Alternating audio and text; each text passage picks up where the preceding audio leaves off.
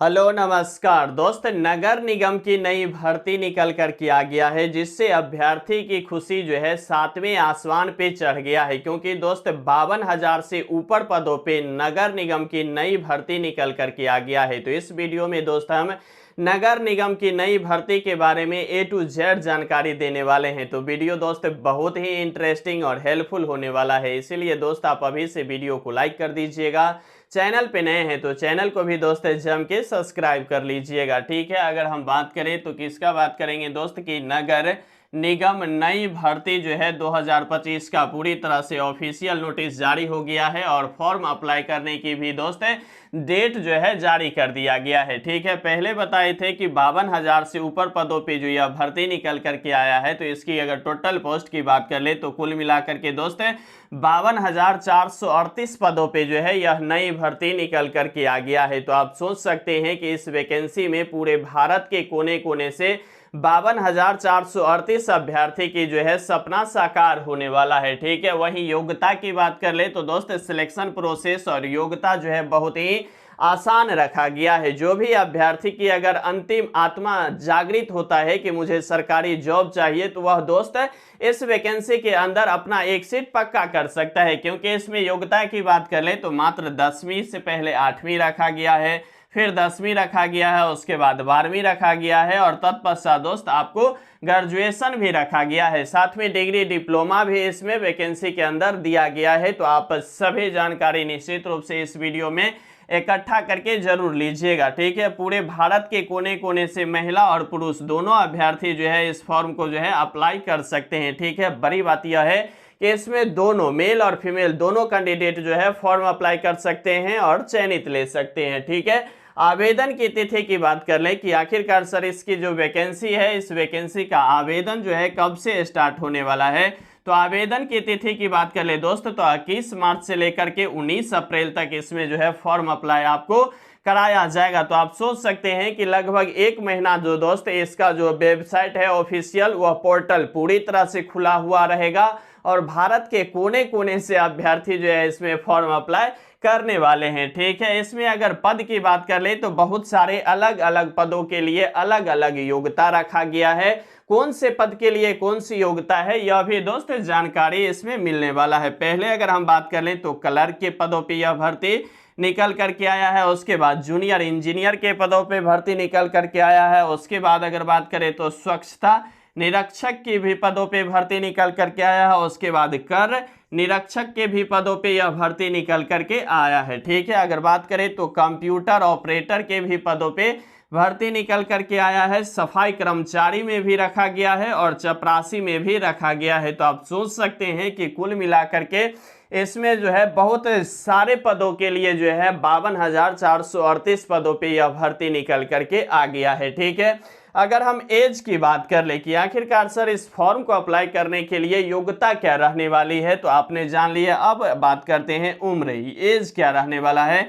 तो बहुत सारे पदों के लिए 18 वर्ष से लेकर के 40 वर्ष तक उम्र रखा गया है। वहीं दूसरे की बात कर ले तो 18 वर्ष से लेकर के 35 वर्ष भी रखा गया है। यह कह लीजिए कि कोई ऐसा पोस्ट है जिसके लिए 18 वर्ष से लेकर के 40 वर्ष तक उम्र रखा गया है और कोई ऐसा पद है जिसके लिए 18 वर्ष से लेकर के 35 वर्ष भी उम्र रखा गया है, ठीक है। तो यह दोस्त आप सोच सकते हैं कि कितने ज्यादा उम्र जो है यहाँ केंद्र सरकार के जॉब में आपको मिल रहा है। साथ में जैसा पहले होता है उसी तरह से इसमें भी ओबीसी कैंडिडेट की जो है 3 वर्ष की छूट मिलने वाला है। वही SC ST की बात कर ले तो कुल मिलाकर के 5 वर्ष के छूट मिल जाएगा, ठीक है। तो अगर हम बात कर ले ओबीसी के लिए तो 18 से 40 है और 3 जोड़ दीजिए तो 18 से कितना हो जाएगा, 43 हो जाएगा। वहीं अगर SC ST की बात कर ले तो 18 से 35 है तो कितना हो जाएगा, 40 हो जाएगा। तो आप सोच सकते हैं कि इस वैकेंसी के लिए भारत के तमाम कोना कोना से जो है पूरी तरह से सभी अभ्यर्थी की उम्र जो है लगभग इसमें समाहित होने वाले हैं, ठीक है। तो इस वैकेंसी में भीड़ की जो संख्या है वह लगभग बहुत ही ज्यादा बढ़ने वाला है। हालांकि सिलेक्शन प्रोसेस बहुत ही आसान है और इसमें फॉर्म की संख्या तो निश्चित रूप से बढ़ने वाला है। लेकिन जैनून जो अगर अभ्यर्थी की बात करें जो अपने अंतर आत्मा को जागृत करता है और इसमें से एक सीट पक्का करना चाहता है और वो सोचता है कि 2025 में हम एक सरकारी जॉब पा सके, तो उस अभ्यर्थी के लिए यह बहुत ही आसान जो है वैकेंसी निकल करके आ गया है। ठीक है, अगर हम चयनित प्रक्रिया की बात कर ले तो इसमें सिलेक्शन प्रोसेस बहुत ही आसान रखा गया है। ठीक है, एक बार एग्जाम होगा आपको, उसके बाद डॉक्यूमेंट वेरिफिकेशन हो जाएगा और तत्पश्चात आपको क्या हो जाएगा, ज्वाइनिंग हो जाएगा। ठीक है, तो यहां तक समझ लीजिए। उसके बाद आपके मन में एक और सवाल खड़ा हो रहा होगा कि आखिरकार कौन से पद के लिए कौन सी योग्यता रखा गया है, क्योंकि फॉर्म अप्लाई करते वक्त आपका एक ही रजिस्ट्रेशन और एक ही फॉर्म फिलअप होने वाला है। ठीक है, तो इसमें कौन से पदों के लिए कितनी योग्यता रखा गया है, यह जानकारी आपको बेहतर ही होनी चाहिए, तब जाकर के आप इसमें फॉर्म अप्लाई करिएगा और अंतिम रूप से जो है इसमें आप चयनित हो पाएंगे। ठीक है, तो पहले अगर हम बात करें चपरासी के लिए कि आखिरकार चपरासी और सफाई कर्मचारी के लिए कितनी योग्यता होनी चाहिए, तो चपरासी और सफाई कर्मचारी के लिए 8वीं और 10वीं आपको होना चाहिए। ठीक है, 8वीं और 10वीं अगर पास है तो आप निश्चित रूप से सफाई कर्मचारी और चपरासी के लिए फॉर्म अप्लाई कर सकते हैं। ठीक है, सफाई कर्मचारी की आप अगर काम की बात कर ले तो काम की भी इसमें जानकारी दे देते हैं, क्योंकि यह भारत सरकार की स्कीम है और नया नगर निगम की भर्ती है। तो सफाई कर्मचारी के जो है नगर निगम के लिए जो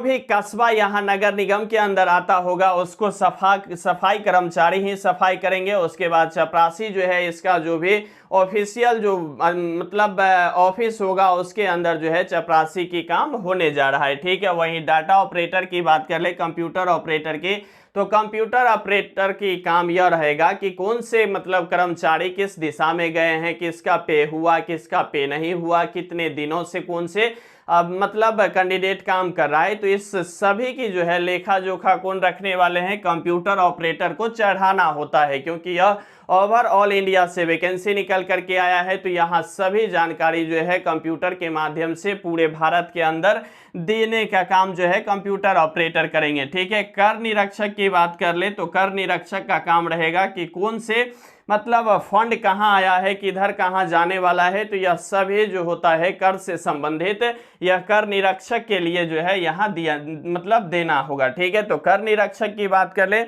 तो कर निरीक्षक के लिए ग्रेजुएशन जो है योग्यता रखा गया है। अगर आप ग्रेजुएशन कर लिए हैं तो कर निरीक्षक के लिए जो है अपना फॉर्म अप्लाई कर सकते हैं। वहीं कंप्यूटर ऑपरेटर के लिए जो है आपको डिग्री डिप्लोमा होनी चाहिए। ठीक है, कंप्यूटर से संबंधित, तब जाकर के आप इस फॉर्म को अप्लाई कर सकते हैं। ठीक है, वहीं स्वच्छता निरीक्षक की बात कर ले तो स्वच्छता निरीक्षक के लिए भी ग्रेजुएशन होनी चाहिए, तब जाकर के आप इस फॉर्म को अप्लाई कर सकते हैं। ठीक है, वहीं अगर हम बात कर ले किसका, जेई का, तो जेई के लिए भी दोस्त डिग्री डिप्लोमा होनी चाहिए, यानी कि जूनियर इंजीनियर से संबंधित जो भी डिग्री डिप्लोमा अभ्यर्थी के पास है वही अभ्यर्थी इसके लिए फॉर्म अप्लाई कर सकते हैं। सबसे बेहतर और सबसे मस्त जॉब की अगर हम बात कर ले तो क्लर्क, क्योंकि क्लर्क की जो है कस्बा में जो है पूरी तरह से रुतबा भी अलग होता है। तो क्लर्क के लिए मात्र जो है 12वीं जो है इसकी योग्यता रखा गया है। तो आप क्लर्क से भी इस फॉर्म को अप्लाई कर सकते हैं। आप 12वीं में भी आपके मन में ख्याल आता होगा